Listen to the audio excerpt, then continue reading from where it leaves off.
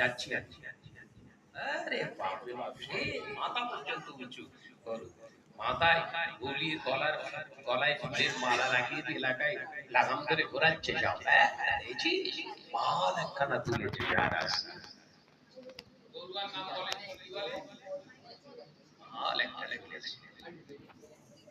কোরআনের খেলাফ তো, তারপরে আমার রাস্তায় কুরবানি করে।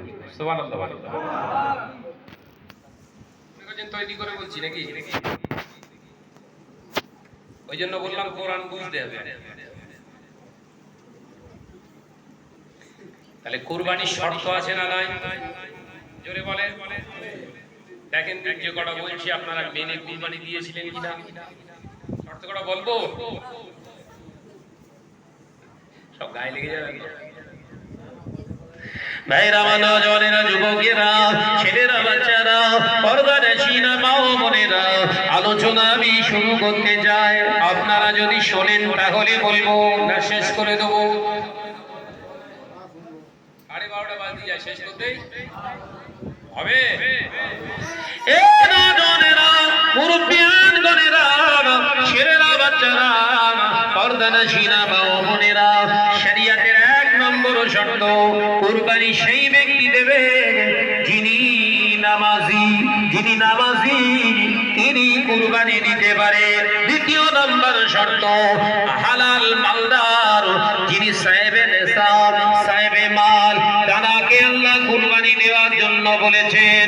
হালাল মালের মালিক আমি, শাহনাজ 500 কোটি টাকার মালিক, কিন্তু হালাল রাস্তায় উপার্জন করিনি, আমার উপরে কুরবানির হুকুম নয়। আমি যদি কুরবানি দিই, আমার কুরবানির গোশতটা গ্রামে বিলি করা হারাম।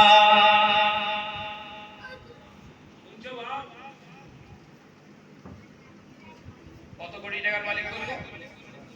500 কোটি টাকার মালিক ধরেন, হালাল রাস্তায় উপার্জন করি। শরীয়ত বলছে তো যাকাত ফরজ না, হজ ফরজ না, কুরবানি ওয়াজিব না, মসজিদে দান করাও জায়েজ নেই। তোর টাকা তুই ভোগ কর। বুঝতে পারলুম না বোধহয়? কত কোটি টাকা? শরীয়ত বলছে হালালের সঙ্গে ইবাদত, সুবহানাল্লাহ, হারামের সঙ্গে কোনো ইবাদতের সম্পর্ক নেই। কারণ আমি আল্লাহ হালাল, তার মানে পাক, আমি চাই পাক। সুবহানাল্লাহ বলে। সুদ, ঘুষ, ছেড়ে মেরে